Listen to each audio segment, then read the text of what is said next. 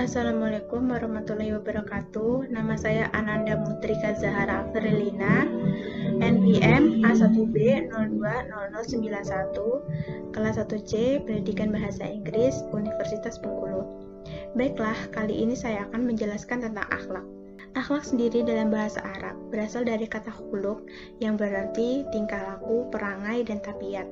Dan secara istilah, akhlak yaitu sifat yang dimiliki oleh seseorang dan telah melekat di dalam diri seseorang dan biasanya akan tercermin dari perilaku orang tersebut.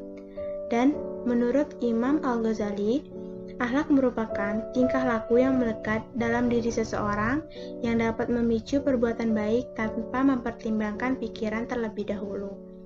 Kemudian, akhlak bertujuan untuk menjadikan manusia sebagai makhluk yang lebih tinggi dan lebih sempurna dan membedakannya dari makhluk-makhluk yang lainnya, menjadi suatu hal yang harus dimiliki oleh setiap manusia agar lebih baik dalam berhubungan baik sesama manusia dan kepada Sang Pencipta, yaitu Allah Subhanahu wa Ta'ala. Selanjutnya, pembagian akhlak.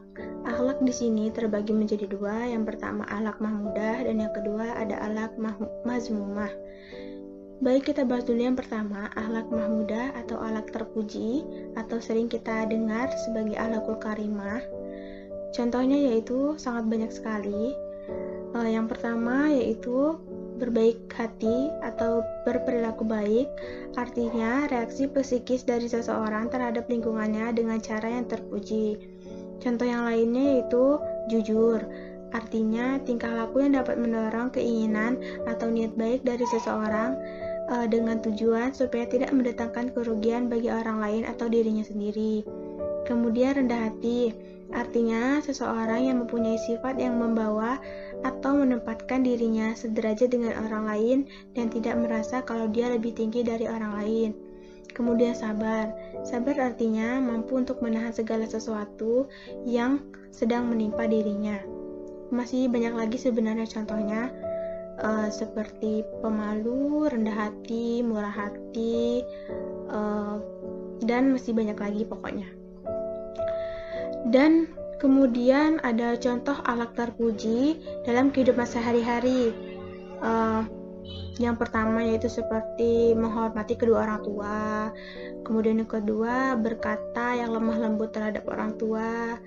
Kemudian menghargai orang tua, menghargai orang yang lebih muda, menjenguk teman yang sedang sakit, memberikan hadiah kepada orang lain.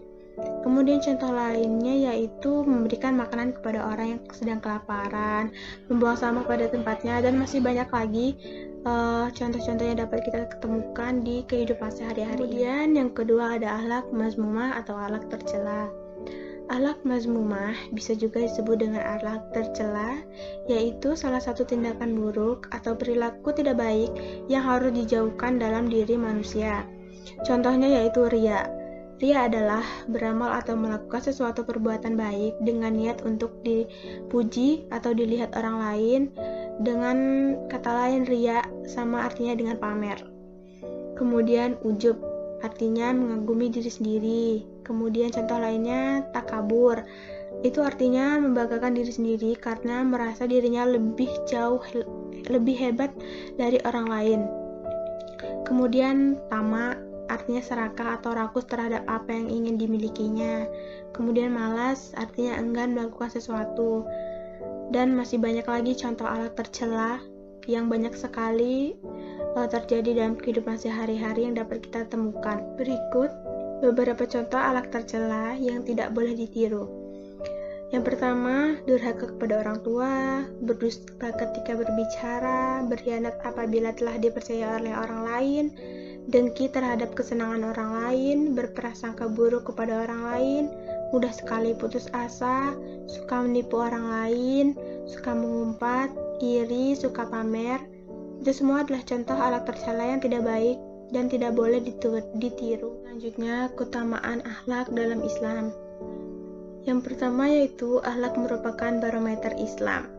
Artinya, keimanan seseorang sangat ditentukan oleh akhlaknya yang baik atau yang buruk. Rasulullah mensifati orang yang memiliki akhlak mulia sebagai orang beriman yang paling sempurna imannya. Kemudian Selanjutnya, jaminan surga tertinggi bagi yang berakhlak baik.